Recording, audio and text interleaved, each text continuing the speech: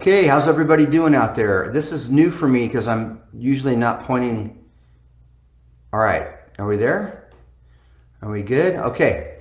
All right, so I'm doing this different this time. Hi, everybody. Welcome to my office.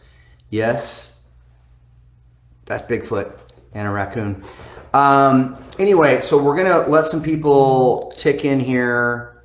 And we're going to, this is new because I usually use my phone. And right now what I'm doing is using my computer just to talk to you so I can look at my notes and keep up to speed with that part of it.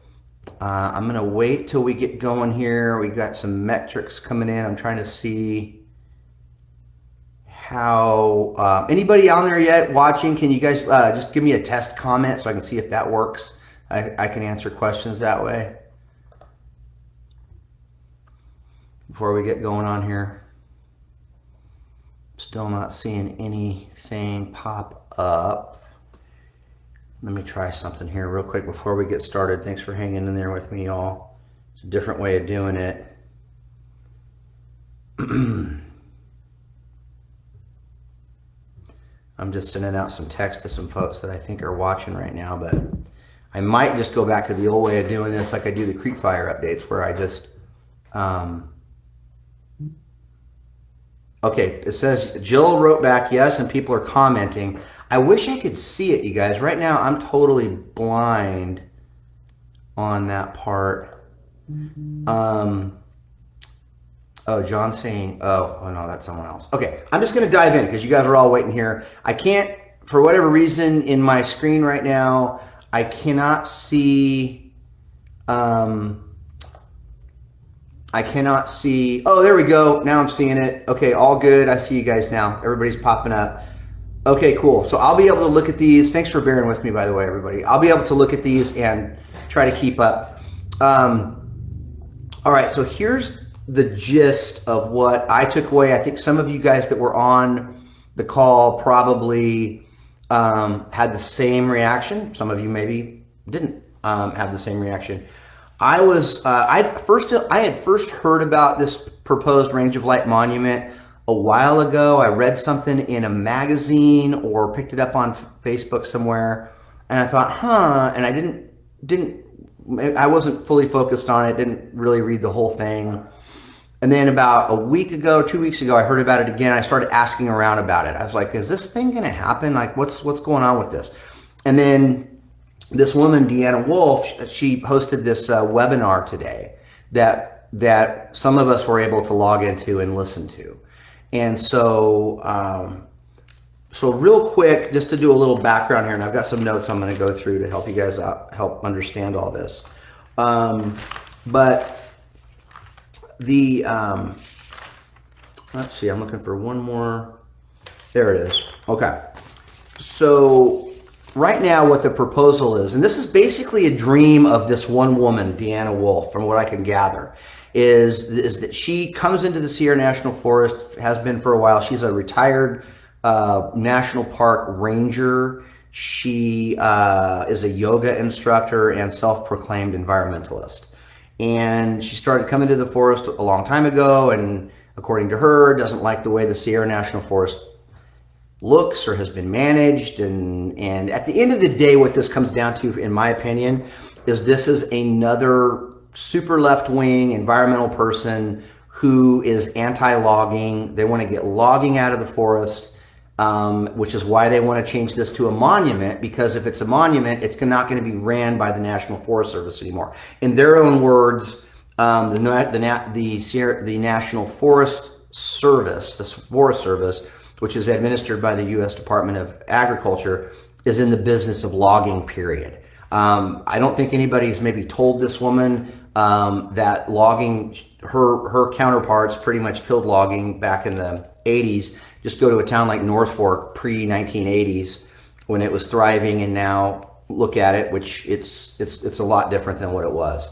But what I gathered from listening to this woman was that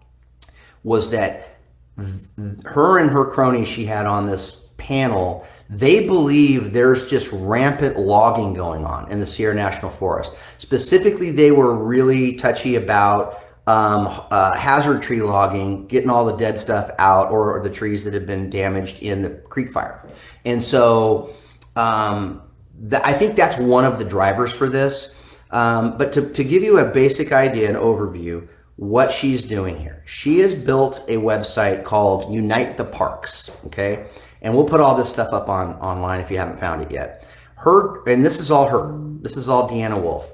And what Deanna Wolf has decided to do is say, I'm going to create this movement, as she calls it, Unite the Parks, and she wants to unite Yosemite National Park with Kings Sequoia National Parks by bridging that giant 1.4 million acres in the middle, known as the Sierra National Forest, into a national monument. So then all that land is basically administered to by one agency, which would be the Department of Interior and the National Park Service. Okay. So what does that mean? If she's successful, what's that look like? They've come up with the proposed name of Range of Light National Monument.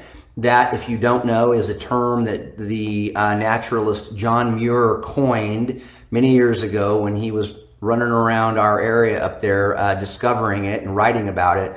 He described the Sierra Nevada mountains as the range of light, meaning there was this, when the sun hit it just right at the end of the day, and we've all seen this if we've lived up there or traveled or recreated up there, there is a tremendous amount of beautiful light that comes off the Sierras when the sun hits it just so. And so that's what range of light refers to. This again would be a 1.4 million acre national monument. Now, how do we get to that? So this one woman wants to turn the Sierra National Forest into, and not by herself, but I mean, she's got plenty of followers and support.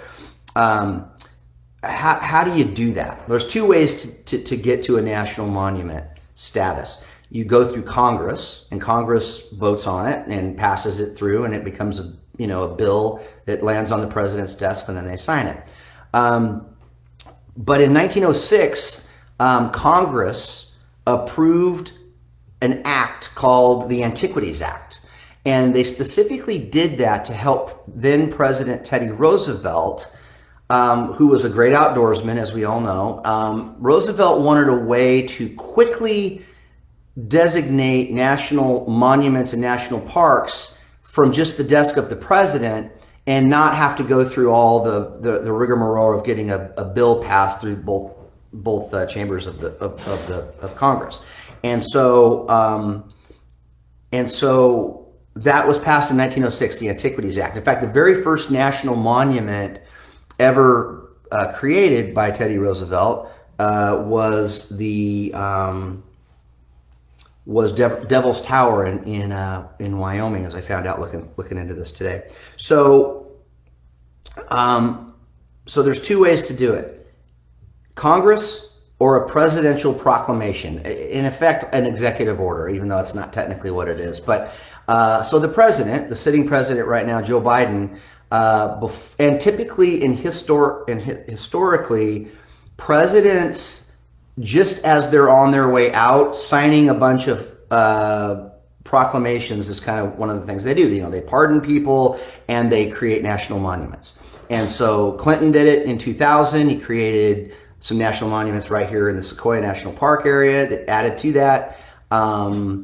Obama created quite a few national monuments when he left office. Now, Trump, when he came in after Obama, Trump raised a lot of eyebrows because he went in for the first time. A president went in, I think, for the first time, and actually shrunk national monuments and tried to reverse the designation of national monuments. Specifically, that would have been Escalante Grand Staircase National Monument in Utah and Bears Ears National Monument, I think, also in Utah. And Trump shrunk those dramatically because of the natural resources under those monuments, and specifically drilling for oil. And so he caught a lot of crap for that. And but it did set some precedent, even though political or government scholars argue even today that a president can reverse a monument once it's been made. That's going to be key here, because It sounds like they're pushing this through to the president. And the president of the United States, if he signs this on his way out, the part I don't know yet, and we're all going to learn this together, is how fast does a national monument become a national monument after a leaving president designates it so, right? So before we answer that question, let's talk about, in her own webinar today, what Deanna Wolf is proposing, what she wants to see. She's the visionary of this crusade. What in her mind is the range of light national monument do? First and foremost, what jumped out to me was a complete end and banning to any logging, period, full stop. So no more rescue logging, no more hazard logging, no more nothing. Just done. Cut it out. Everybody out of there. That's her number one. That was number one on her list. Number two was closing most of the Forest Service four-wheel drive roads that we all know, use, and love in the Sierra National Forest, right? And so she put a map up showing all the current Forest Service roads. Many of them are the roads we all ride our off-highway vehicles on, our dirt bikes on, our street legal vehicles on, to get from one part of the forest to another, or to explore on some fire road. This is what we do up there, right? Her proposal would eliminate most of those roads from being used. And not only eliminate the use of those roads, but part of her plan is to not leave those roads intact or to maintain them for fire break purposes. She didn't mention that. She instead said we would go in and reforest all those trees. As she, in her own words, those Forest Service roads are basically, to her, clear cuts. She used that terminology. I think those that were on the call would have heard that and had their jaw drop like mine dropped. So they would go to some great expense to then plant trees over all the roads, and probably push logs and just get everything kind of looking like it's one big forest again. That would also mean, but here's the thing that really got me about this one, is how condescending she was on this webinar, speaking to all of us watching as if we were children that didn't understand how forests work. And that's typically the mindset with most of my experience with most environmentalists, elitists, and academia type people, is they think we're all stupid hilljacks that don't know how to play in the forest, when it's, in my opinion, those guys that don't know what they're doing. We've loved our forests to death thanks to environmentalists, as you can go and drive into them right now and see. But this is what we're dealing with here. So no OHV. This is important to note. If this goes through, you cannot take an off-highway vehicle into the monument. You can't take your General, you can't take your side-by-sides, you can't take a dirt bike. It has to be a street legal vehicle, then to use only in a limited amount of roads. So that's gonna piss a lot of people off. But that's a big part of, that's high on the list of what would happen if this national monument goes through. This was another part of the discussion that really shocked me. And this was a part of her pitch to all of us. A great benefit, this is my Deanna Wolf crazy person voice, a great benefit of this national monument would also be to alleviate pressure off of Yosemite National Park. Their plan would be to push 2.7 million people a year away, take them away from Yosemite and push them into this new national monument. Let that sink in for a second. There are a limited amount of ways you can access this forest, or what would be this monument. They're basically the Sierra Vista Scenic Byway, Basor Road, Mammoth Pool Road, Sky Ranch Road, that loop, and then the Kaiser Road and a few other roads. But basically those are your main access points. So her great idea is to make this a monument so that 2.7 million people will now just go running around in the Sierra National Forest in places like Bayshore Meadows, in places like Jackass Meadows, in places like Mammoth Pool, in places like Mono Hot Springs, or the Kaiser Wilderness area. And so Dinky Creek, Dinky Lakes, Coyote Lakes, Bald Mountain, all that stuff. Well, you wouldn't be able to go 4-wheel driving at Bald Mountain again either. And so that was a stunning one to me. And they were gleeful about it. If you were on the call, they were like, this is going to be great. We're going to send nearly 3 million people. And it's so contradictory, in my opinion, to what, we want to save the forest because it's not being managed properly. But we're going to send 3 million people into that very forest through a limited network of roads. There's very little services up there. It's insanity to me. And I'm sure they've thought it all out so dummies like me can play along, but that's what they're telling us right now. She made it very clear that this is a plan deeply supported by the Democratic Party and the DNC. She brought those up. That's not me bringing that up. She brought that up. This plan is 100% thumbs up from the Democratic Party, the DNC, and also said that the Democratic Party is the only party that cares about nature.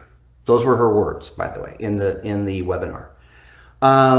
We talked about 2.7 million people a year going in. After she spoke for a while, this other guy came on, Dr. Mark Bendick. And Bendick, he was the economic expert. So they ran all these studies. And that's another thing that's important to remember is they've done a lot of their homework on this thing. They've done all the environmental stuff. We'll get into the fire part of this in a minute. They've done the economic impact according to them. And when Dr. Bendick got up there and started to speak, his big takeaways for me were, he was talking about job creation. Again, they're talking to us like we're dummies. That's this whole meeting was this condescending, reassuring, reading me a bedtime story tonality of it's going to be great and we're going to create tons of jobs. And guess what? Those jobs that are right now taken by all the loggers up there, first of all, you don't know shit if you think there's just loggers running around all over the Sierra National Forest. You guys killed the logging industry in the 80s. Good job. You did it. You did your homework. These morons that are running around now trying to do this, they are literally under the impression that the Sierra National Forest is running rampant with guys and chainsaws. And when they make this monument a real thing, they're reassuring us by saying all those logging jobs, they're not just going to go away. We need people with those skills. Those skills can be transferred. So a logger, now I'm quoting this. You can't make this shit up. A logger would become an environmental restoration expert. A logger would become and then went on to explain what that meant. That meant that a person that lost their job logging would then be hired by the government at a job that pays just the same, they were sure to say, to go back and do what I told you before, which is turning all the dirt fire roads into forest again. That's what they're talking about. It's like, well, loggers would just start planting trees everywhere, put the chainsaws down and grab the bucket of seeds. That's what they're talking about. And they also said that the economic impact on this would be, I'm looking at my notes here, and I'm going to put websites up with all of this stuff that you guys can all look at. And I'm going to get to comments in a second over here. But I think it was like $600 million to the local economy, which I think is total bullshit. Again, it's all based on bad assumptions. All right. I mean, you have to keep in mind, Oakhurst, for instance, already has a community developed and designed around tourism to the Southgate of Yosemite National Park. There's already hotels, there's already restaurants. You know, you're not going to build a whole lot more of that. There isn't space, there isn't room for it. In, let's say, using Oakhurst as an example. And I'm not saying that we don't want and shouldn't want to thrive in a tourism economy. I mean, the national parks are beautiful places, and we know Yosemite is highly impacted, and to a point to where now locals don't even go up there because it's a disaster, and you got to have a permit and a reservation to get in there. But these folks that are writing all this stuff up, this report for this Range of Light monument, none of them are from here. They don't live here. They're all San Francisco area codes, and so they're literally they're book people. They're just book smart people. I just don't think they actually get what's going on. Their claim is that there's only 10% of the Sierra National Forest left to log, because most of it's been burned up, and there's only 10% of the total 1.4 million acres of forest to actually log. And, you know, if you know anything, as I said before, we've already kind of killed logging here. We're doing very little of it even before the big fires have come through. And it's extremely regulated. The Forest Service gets sued every time they open up a block of logging by the Chad Hansons of the world and the Deanna Wolfs of the world. And so that's kind of where we're at. So they brought in the fire guy next, Dr. Joseph Wern. I think that's how you say his name, Werney or Wern. And he was another PhD in fire science and fire ecology and all of it. And seemed like a fine guy. His basic and boring dissertation to the group was basically in line with Chad Hanson of the John Muir Project, if you're familiar with that. If you're not, shameless plug, go watch Afterburn, the Creek Fire documentary on YouTube, and you'll see where I interviewed Chad for that. And if you're familiar with Chad, he is and Joseph was exactly the same way. I'll share some charts and graphs he put up on the screen. But the basic takeaway is when you log or thin a forest or do any kind of forest management to keep the forest clean, to get rid of the down and dead and the duff, and get the dead trees out and all that stuff. And when you do that, you make fire worse. And they believe it, and they've got the charts to prove it. And their basic the main tenet of that belief system is that when you remove flammable things from the forest, like trees, you increase the ability of wind to move through the forest. This is Chad's main thing. So if I have a big grove of forest and I thin it, you're not going to stop fire. Fire's coming, whether it's man-made or it's lightning.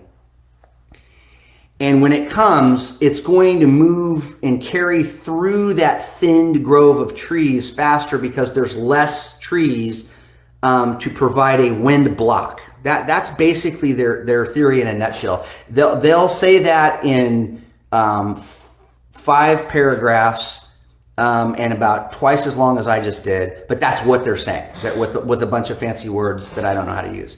And they're basically saying when you thin a forest, when fire does come and you can't stop it from coming, they're not going to limit that. They won't buy into the fact that thinning out the forest and keeping it clean helps mitigate the spread of fire.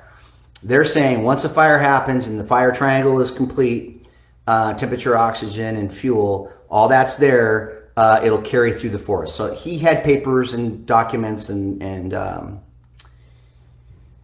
charts to back all that up. And so that was his way of saying, hey, the monument's going to be great for fire because we're going to kick those dirty loggers out, and we're not going to do any forest management. We're going to let the forest go back to its natural state.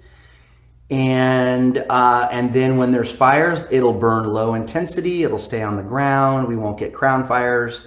And fire is good for ecology and all of that. And a lot of that is truth. What's tricky about what these fire guys do, these fire ecologists that are anti-forest management or anti-logging, is that they do have good theories and concepts to back up parts of their position. And so it makes it complicated for the average person to sort of follow along with that.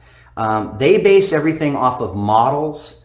And even in his dissertation today, their modeling isn't complete because the modeling can't handle certain aspects of what happens in a large fire. And he even admitted that today. So it's like, I'm telling you one thing, but over here I'm telling you we don't really know. So that was that part.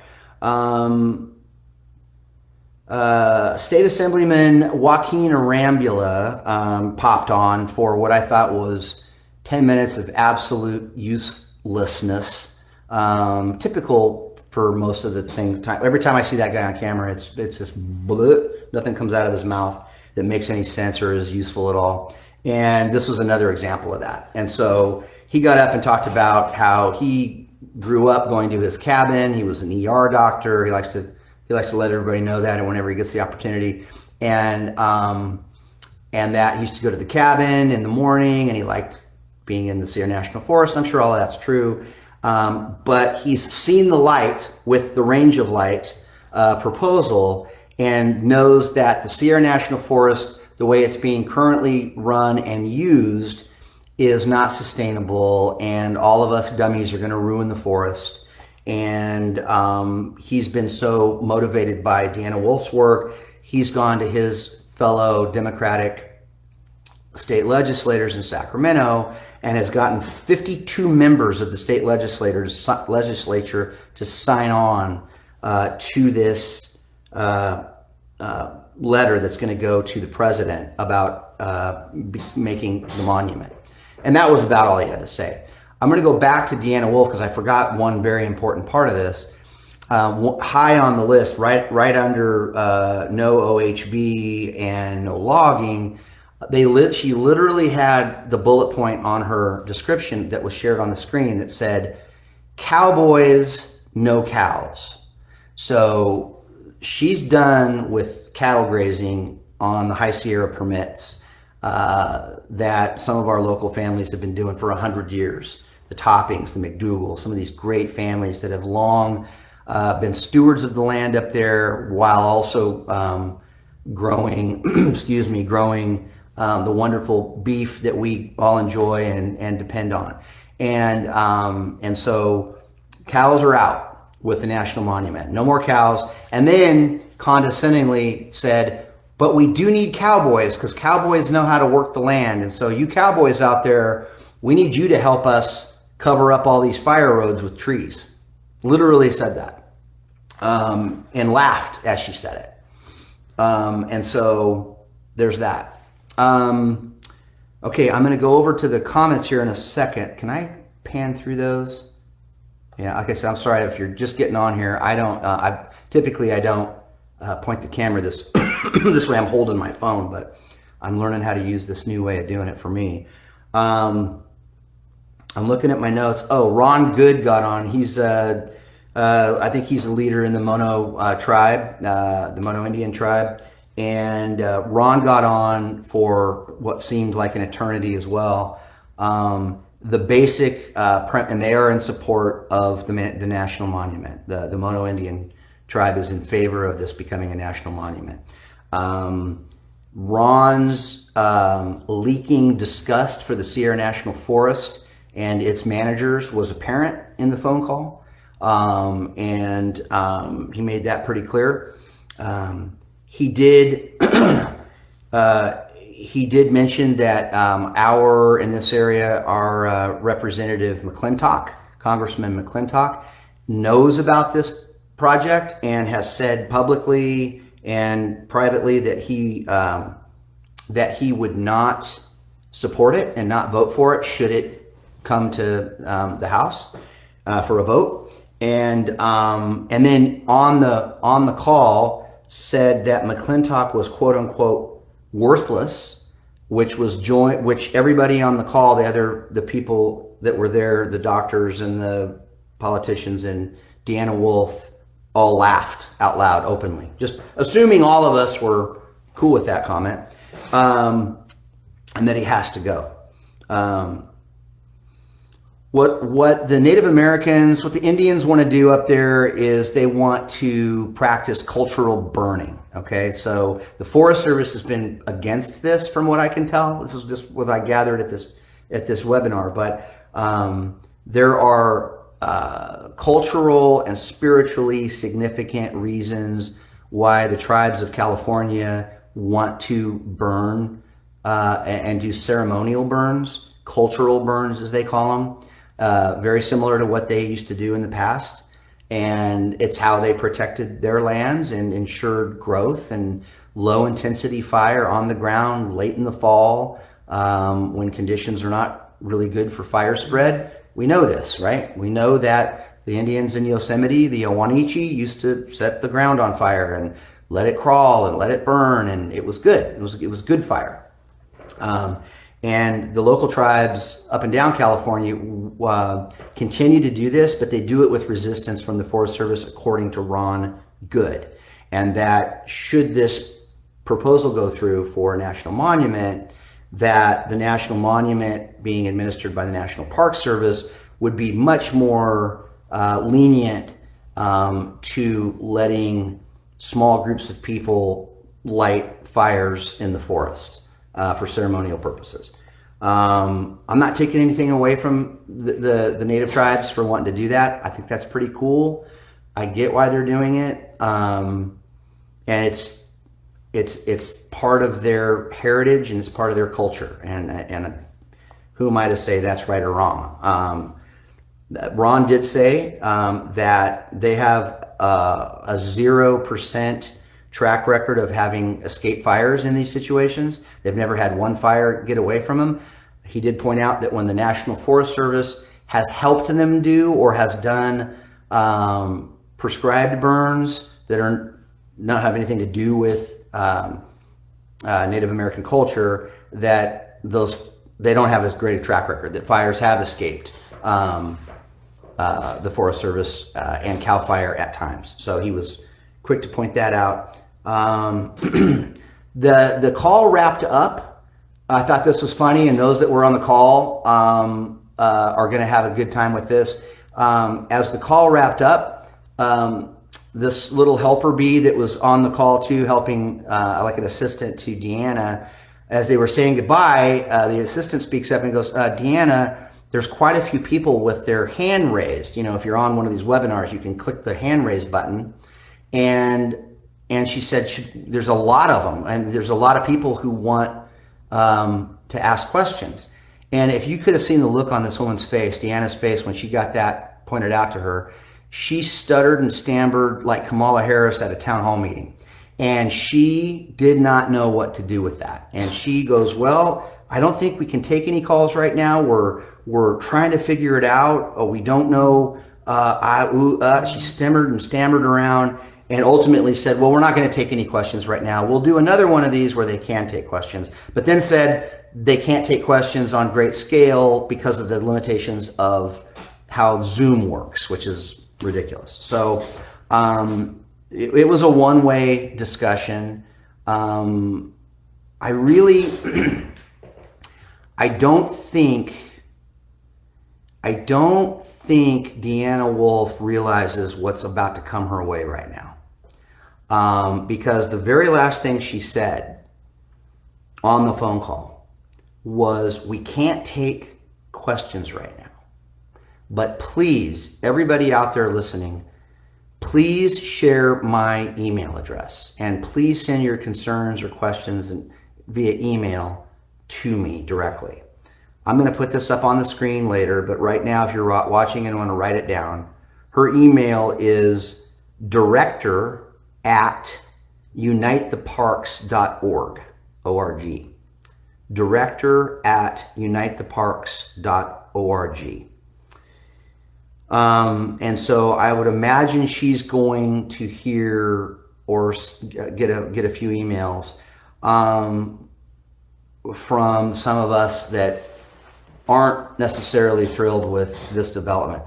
You know, I do believe that national monuments, there's a place for them. And I believe that, and I've visited them, I've shot TV shows in them, I've admired them all over the country. And this isn't about, well, I don't want one in my backyard. It's not that. It's where this proposed monument would be. As I said earlier on another post, this isn't a remote Red Rock section of the Utah desert. This isn't a remote corner of the Pacific Northwest in a old growth rainforest. This is a heavily populated, heavily used treasure, in my opinion, the Sierra National Forest. Like a lot of you, we've grown up here. We've watched it through good times and bad. We've watched it go through cycles. And to me, it is a good balance of everything that we all need, and including the forest. I mean, you can go up Bayshore Road and take the Sierra Vista Scenic Byway drive. Well, you can take the drive once they finish the bridge that's been burned down for 4 years, almost 5 years. But you can still get around that if you have a 4-wheel drive. But my point is, there's balance between the humans, between the animals, between the forest, between the fish. We've figured it out. And because one woman from the Bay Area, who's a former national park and ranger and yoga instructor, had an experience where she talked about it. She went to climb up to Jackass Lake, and she was so bummed out by what the Creek Fire had done in that region that set her off. And she thought, well, that Creek Fire would have never happened had we never been in here logging. And it's just, it comes down to, it's kind of like with Chad Hansen, because I asked Chad Hansen when I was with him for a whole day, I said, man, what was the trigger for you that led you on this crusade to do what I think and a lot of other people think is insane? With all due respect, like what led you to this? And it was, the stories are similar, because this Deanna Wolf,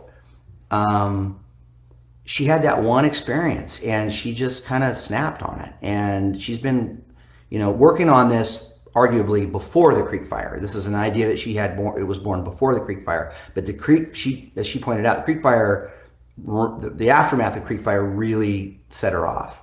And so we've got these people that they just get an idea, and God bless them for the motivation and the gumption and the hard work. I'm not saying she didn't put a lot of effort into this, but the rationale behind it and the lack of understanding of what's really going on in the ground up there was striking to me as she was explaining the why she was doing this. And that's what we're stuck with. And, we're seeing it right now in the political divide in this country. I took a crack at Kamala Harris a minute ago. And that's where we're at right now. We're just in this divide that we won't really listen to the other side no matter what. And in this situation, they've got a lot of momentum going in their direction here. So this can be done by presidential proclamation. I have calls into Nathan Magzig, Jim Patterson. I'd love to hear what Bobby McCullough thinks. I'd love to hear what Nathan thinks about this. I know they're gonna, this thing wasn't high on everybody's radar screen, and now it's probably going to be glowing pretty bright on everybody's radar screen, as it should. I don't know. There was nothing in the call that said, hey man, we're hoping Biden does this right before he leaves office. We didn't get that. We don't know what behind the scenes deals are going on to make this happen. It may not be anything. It may be nothing. It may never get approved or pushed, or we don't know. But from this point on, we need to be plugged in, and we need to be aware of what is about or potentially could happen. And I think the next smartest thing to do is probably get a letter to your congressman, Tom McClintock, get letters out, emails, whatever, text, however you communicate to our supervisors in both counties, Fresno and Madera, and let's get the discussion going. Because if they, I was going back to say why this one is not a great idea for me as far as a national monument is we already have such well established and heavy use of the forest in ways that have stabilized. I mean, we're not, and the National Forest Service already did a little bit of a land grab from we the people back in the early 2000s when they shut a lot. Oh, Lulu's barking at the Amazon guy. Lulu, it's just Amazon guy. They did a little bit of a land grab when they fooled us, man. They said, come on down, I remember this, come on down to the Oakhurst Community Center. They had a huge map of all the OHV roads, and they said, hey, draw on this map where you guys like to ride. And we all went, yeah, cool, and we all rode on there. We showed roads that the Forest Service didn't even know they had. And then what they do, they went and shut all those roads down and changed the landscape pretty dramatically of what those roads were. So we're kind of in that situation again. Be aware of it. I'm going to go through some questions right now. Most of these are kind of comments. And I'm just panning through, just bear with me here. Yeah, I'm reading some of your comments. Yeah, they're all, I mean, a lot of us are sort of on the same page here. There's John Miles, I was talking to him earlier. Mark Berticelli, did the fire guy ever spend any time on a crew and actually look? No, Mark, of course not, man. You know the answer to that. But I know you had to ask it. Yeah, so Bryce Anderson, I know Bryce has been getting on the Facebook page the last couple of days saying that somehow Madera and Fresno counties have jurisdiction to say no on this. I don't know personally. I don't know. I'm not familiar with that. I'll look into that. I'm assuming what you mean is that the counties can override a federal decree by the president, and so I'd be surprised by that. But maybe you're right. Maybe there's some way of doing that. I'm looking through more of these comments here. If they manage the forest, Tammy writes, if they manage the forest in the first place, you wouldn't have the forest burn up. There's obviously, I agree with that to a large degree. Thank you for your level-headed point of view. I don't know how level-headed I was. I'm pretty pissed off right now. I try to be level-headed, but I don't think that wasn't the best version of Jeff being level-headed today. Yeah, I think, I think it might be kind of a good idea I think there's going to be a need for people, and I'm getting that from just looking at these messages. I think we all need to get together. I think we all need to get together in one place and have some political leaders there, have our supervisors there. I would love the Forest Service to chime in. I'd love to know where Dean Gould stands on this. I'd love to know where some other Forest Service employees stand on this. They're not going to talk publicly about it, but I'd like to know. You know who you are. You're my Forest Service employee friends. I'd love to hear what you guys think. Do you become National Park Service employees then? Does your job go away? I'd be asking that. But I think if we all got together, and we've been talking about doing a big Talk of the Hill meet and greet anyway, where we just all get together and just get to shake each other's hands and meet each other face to face. So many of you, I would love to get to meet face to face, and I know Jill would too. We've had this really cool community grow from the Creek Fire, and I don't know, maybe this is something that we all unify behind. And you know what? There might be people on this Talk of the Hill page that love the idea of a Range of Light National Monument. And if you're out there, let's hear from you. I mean, you're not going to get kicked off the page because I don't agree with you. You get kicked off the page if you're an ass and you insult my wife. That'll get you kicked off the page. But if you keep it cool, we'll get along just fine.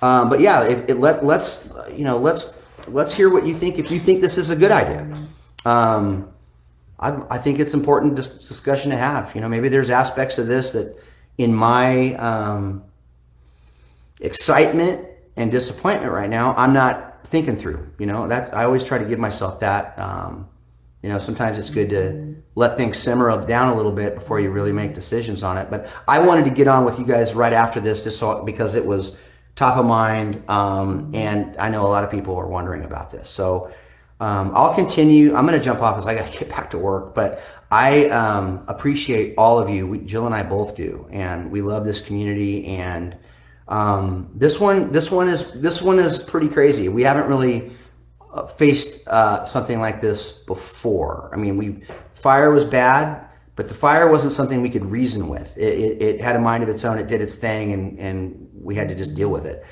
You know, I try to think about what it would look like if this actually went through.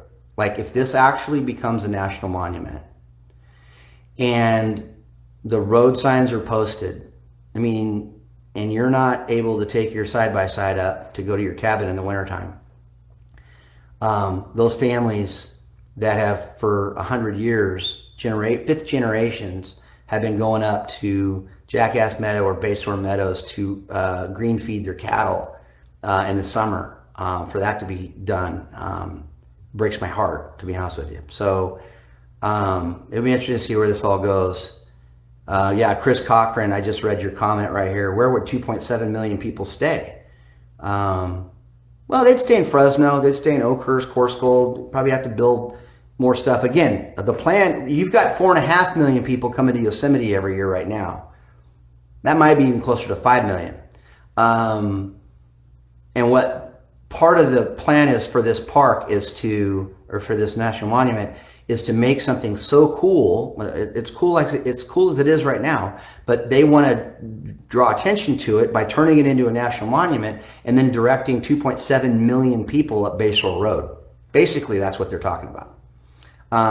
Doesn't sound like a great idea. It doesn't sound like that's even possible. But to people like Deanna Wolf here, I just don't know how far, I just don't know what their long view is of all of this. So, okay guys, I'm going to jump off. We'll read comments. Please keep this topic alive. Share the hell out of this video, because the Facebook algorithm will bury it. Not many people will see it organically, but if you share it, you overcome the algorithm a little bit. And so do all that, and we'll just keep on fighting the good fight here. Try to be respectful as much as you can. If we're going to get into debates, it's easy to devolve into name calling. I'm guilty of it just as much as anybody. But let's try to keep cool heads and talk through it as much as we can. Okie doke. Cool. Thanks you guys for putting up with me for 47 minutes. Ugh. I'm going to end the video now and get back to work, and we'll talk to you guys soon. We'll also put up websites, email addresses, all the pertinent stuff you guys need. All right. Talk to you guys soon. Bye.